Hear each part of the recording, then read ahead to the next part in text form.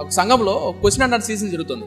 Question and answers అంటే బైబిల్లో మీకు ఏమైనా డౌట్ ఉన్నట్టయితే, వ్యక్తిగతంగా ఏదైనా సందేహాలు ఉన్నట్టయితే దైవజనుని అడగచ్చు అనమాట. అలా దైవజనుని అడిగే ప్రక్రియలో ఒక 25 ఏళ్ళు నిండిన ఒక అమ్మాయి మైక్ చేతిలో పట్టుకుంది, ఇలా వణుకుతూ ఒక ప్రశ్న అడుగుతుంది. అయ్యగారు వందనాలండి. అయ్యా, నేను బాప్తిసం తీసుకున్న తర్వాత నేను రక్షణ పొందానా పొందలేదా అన్న అనుమానంగా ఉంది, భయంగా ఉంది, ఆందోళనగా ఉంది అని వణుకుతూ బాధపడుతూ అడుగుతుంది. రక్షణ పొందాను అని నాకు ఎలా తెలుస్తుంది చెప్తారా నాకు?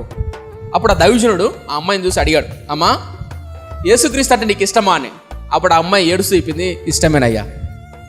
దేవుని వాక్యం అంటే నీకు ఇష్టమా అని అడిగాడు, ఇష్టమేనయ్యా. వాక్యం చదవాలని ఆశ ఉందా అని అడిగాడు, ఉందయ్యా. వాక్యం అర్థం చేసుకోవాలని కోరుకుందంటే ఉందయ్యా. వాక్యానుసారంగా బ్రతకాలని కోరుకుందా అని అడిగాడు. ఉండదా?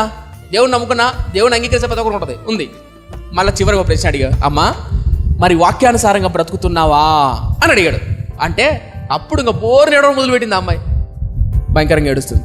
అయ్యా నా వల్ల కావట్లేదు పాస్టర్, సాధ్యం కావట్లేదు, ఉరుకుతూ అడుగుతుంది. వాక్యానుసారంగా జీవించడం నా వల్ల కావట్లేదు అయ్యా, అదే నాలో భయాన్ని పుట్టిస్తుంది. నేను రక్షణ పొందానా? వేల తలంపులు, వేల కోరికలు, వేల ఆలోచనలు నా మదిలో వస్తున్నాయి. నేను ఏకాగ్రతతో పవిత్రంగా బతకలేకపోతున్నాను. నేను రక్షణ పొందానా? అప్పుడు ఆ పాస్టర్ గారు చెప్పారు, ఇప్పుడు నువ్వు ఏడుస్తున్నావే ఏడుపు, ఏంటా ఏడుపు? నా వల్ల కావట్లేదు, వాక్యానుసారంగా యథార్థంగా నీతిగా బతకడం నా చేత కావట్లేదు అని ఏడుస్తున్నావే, ఆ ఏడుపే నిదర్శనం నువ్వు రక్షణ పొందావని.